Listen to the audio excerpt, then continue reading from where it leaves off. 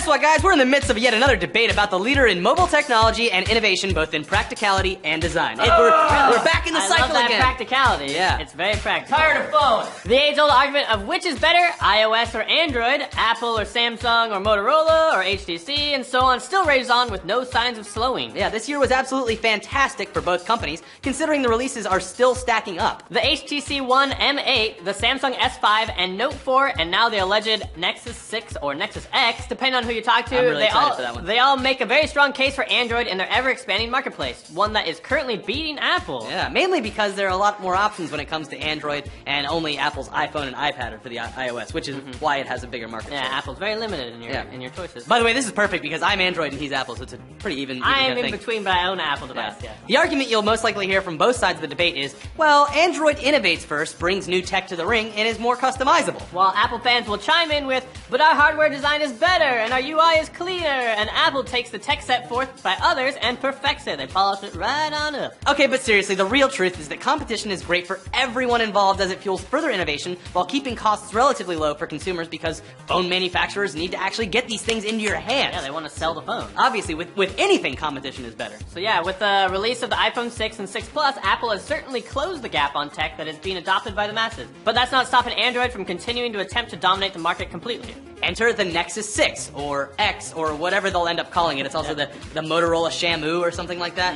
We're now seeing reports that this new Nexus will be announced and released sometime within the next few weeks. Most likely in late October, which would totally be on schedule with their previous releases. The original Galaxy Nexus was released in November 2011, the Nexus 4 was released in November 2012, and the Nexus 5, which a lot of us in this room still currently own, I have mine over there, was released last year in October of 2013. Yeah, so hopefully it'll be right in the fall time. And I'm excited. I'm ready for the new one. Yeah. Yeah, I want to check it out just so that I can finally make the decision of getting a new phone. Mine is dying. Anyways, let's get into the details and see if it will be the iPhone killer, and if so, how. Yeah, 9 to 5 Google is reporting that the new Nexus is going to look a lot like a scaled-up version of Motorola's Moto X, sporting a huge 5.92-inch screen. And it'll have some minor tweaks made to accommodate that larger screen, such as the power and volume buttons being moved down to the side for the phone to be easier to use. So, Yeah, with that big of a screen, it's hard to hit the button. Reach up. That's my only problem is sometimes I can't The Nexus 6 will feature the same aluminum frame as the Moto X, but will have some top-of-the-line guts inside. Motorola plans to stuff a QHD display,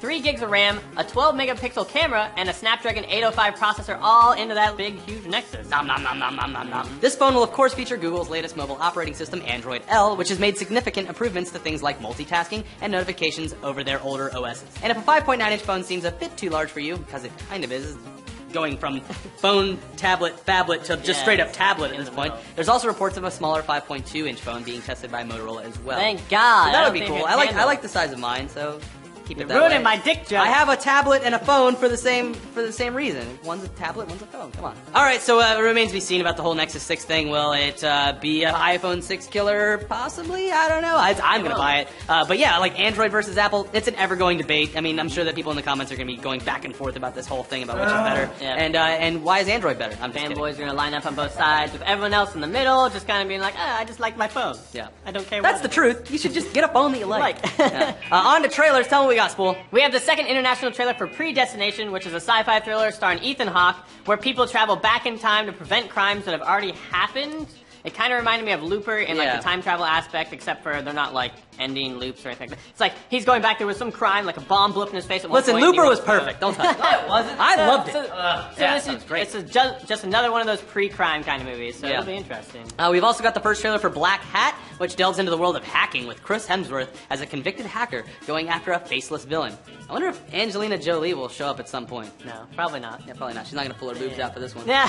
Go watch I remember Hackers. watching Go watch Hackers as a Hackers. kid and like seeing her like come into the room with her like shirt off, and I was like, did that just happen? Like it was. What so, were you talking about? You coming in your pants? Did that just happen? First time.